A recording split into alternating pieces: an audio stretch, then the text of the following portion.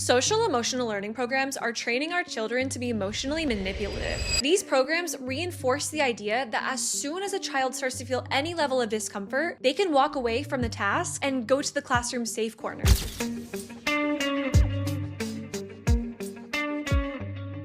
On paper, SEL sounds amazing, right? Like we're teaching children how to identify and regulate their emotions, manage stress, build relationships.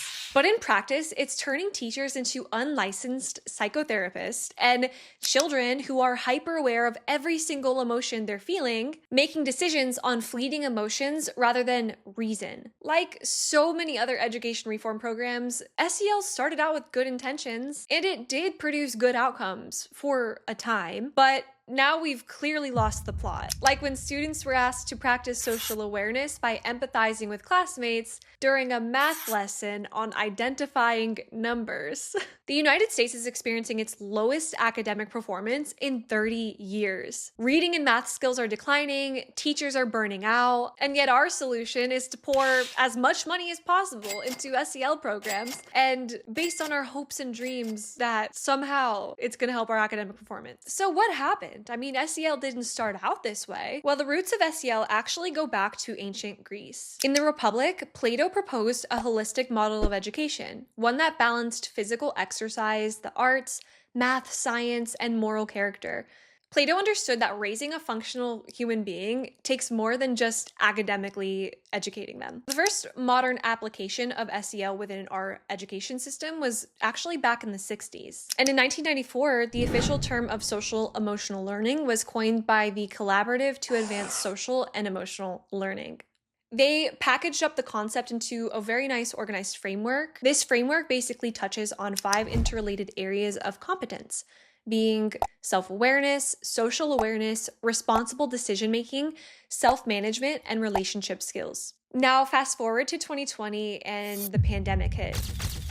So a lot of our students were at home, distance learning, and after a year or so of doom scrolling on social media and being isolated from the world, students were expected to come back to school. But youth mental health was suffering, and rates of anxiety and depression diagnoses were skyrocketing. School and district funding for SEL programs increased 45% during the pandemic to $765 million in April of 2021. One market research and consulting firm actually estimated that the global market value is projected to reach $27.7 billion by 2033. So at this point in time, with youth mental health being a major concern, academic performances being at an all-time low, and then this amount of money being thrown into this program, it's necessary that we look deeper into a program where we're putting so much resource and funding behind, especially a program that claims they're evidence-based, to make sure that this is truly benefiting our children and benefiting our schools. But after digging deeper into SEL, I found that the research actually doesn't hold up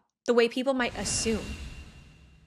So RAND reviewed 68 SEL studies back in 2017, sorted by how reputable the evidence actually was. In the strongest tier, the studies that you'd actually trust, not one showed a benefit to academic achievement. Not even one. In the second tier, only one study out of 68 found an actual quantifiable benefit. It's only in the weakest tier, with the least amount of rigorous research, that we start to reap some benefits for these programs. And that speaks volumes. Meanwhile, the academic bar just keeps dropping. Everything is being dumbed down. Like high school textbooks used to be much more rigorous than they are now. So what's happening on a district level is that standards are being rewritten so pass rates look better on paper, which ultimately keeps the money flowing. College students today are doing coursework that high school students used to do like 20, 30 years ago. In The Coddling of the American Mind, Jonathan Haidt and Greg Lukianoff call this safetyism.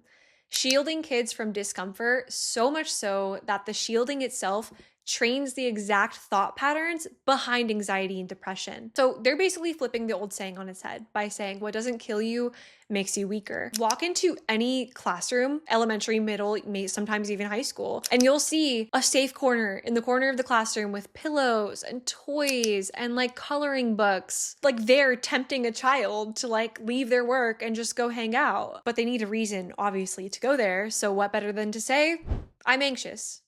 I'm overwhelmed. And so what we're looking at is both a very real academic and social issue. Children are lacking grit and resilience that responsible adults around them should be encouraging them to develop and cultivate. But these adults and teachers around them are not calling them to that higher place, a place where they conquer challenges in front of them and overcome, to face the productive struggle that produces real growth. We are coddling children and actually doing the opposite of what the promise of a quality education should deliver on, which is setting children up for a successful future in the real world post-graduation. Adults all collectively decided that they just don't want children to struggle anymore. They can't be bored. But like, real struggle is the only thing that builds resilience in people. And not only that, but a child who is constantly being trained to look inward at themselves and think, well, what am I feeling? What do I want? How can I get what I want at the expense of everyone around me? It goes like me, how do I feel? It's one of the key contributors to anxiety and depression. And so none of what I'm saying is actually abstract or opinionated, right? Rand took 68 different SEL studies and found one with true outcomes matching the intention of the program.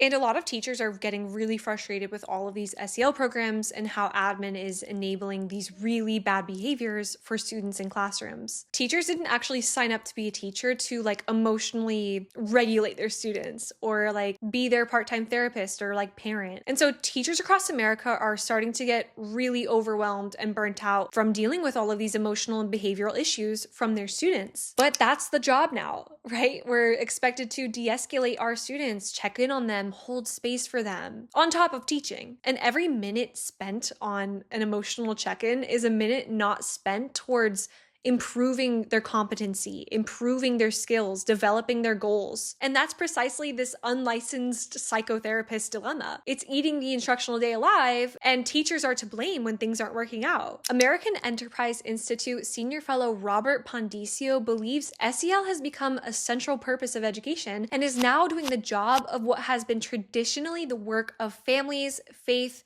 culture, and other institutions. And he's exactly right. Parents are supposed to be a child's first teacher, right? Like, they should be the ones modeling emotional regulation and self-control. Instead, many parents are sending their children to school completely dysregulated, running on processed sugar, screen time hangovers, and just bad sleep in general. And this is what SEL looks like in practice. You could have a child in the classroom basically terrorize 2 to 3 other students to the point where admin will come in, take them out, take them to the office maybe for 30 minutes or so, and that same student will walk right back in the classroom with a Tootsie Pop. Teachers, you know what I'm talking about, and you guys can back me up in the comments because this is actually happening, and it's totally not okay. In schools, poor behavior is being rewarded. There's no discipline. However, schools stopped disciplining because of programs like SEL made promises that they actually can't deliver on. But the thing is, children need to first be disciplined by someone who loves them before they can be disciplined or corrected by someone who doesn't. And so school-based SEL programs maybe made more sense back in the 60s, back when, the mom could stay home and take care of their children and be more present at home. But it doesn't anymore because society has changed. But the thing is, academic confidence is the fix that no one's really looking at. A child who can read, who can do the math, who knows they're capable. The child doesn't need a feelings check-in. So many studies have pointed to the fact that increased academic outcomes lead to increased self-confidence and self-perception. But instead, we're coddling children and not setting hard expectations, continually pushing deadlines back, continually lowering standards, and we're expecting them to graduate and be independent and successful in the adult world. But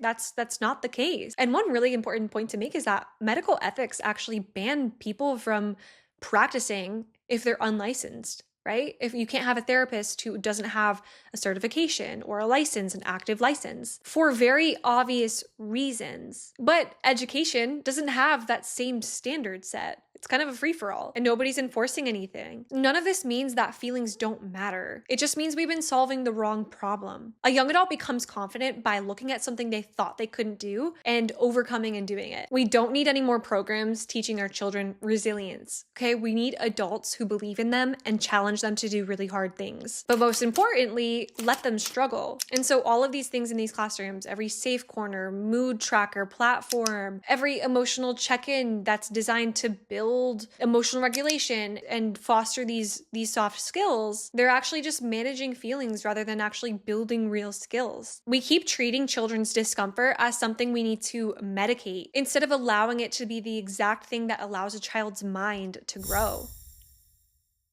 Parents, you were your child's first teacher. You have to stay that. Like, let your child get a bad grade. Let them not complete their homework. Teach them a sense of responsibility and consequences if they don't uphold their responsibilities. In the long run, your child doesn't want you to remove the struggle or challenges from them. They just need you to stay close while they sit in it. And teachers, you already know what your students need before any framework laid it out for you. Don't ignore what you felt your first year of teaching. Trust that over any software or program that your admin team insists will solve the problem. The best thing that teachers can do for their students is not a daily wellness check-in. It's telling them gently but firmly that they can do hard things and that you'll be there to support them in reaching their academic goals. We keep asking what SEL is protecting children from, but that's the wrong question. Ask what SEL is preventing children from becoming. Thank you guys for watching this video. Leave your thoughts in the comments down below. Hit that like, hit that subscribe button, and I'll see you guys next time.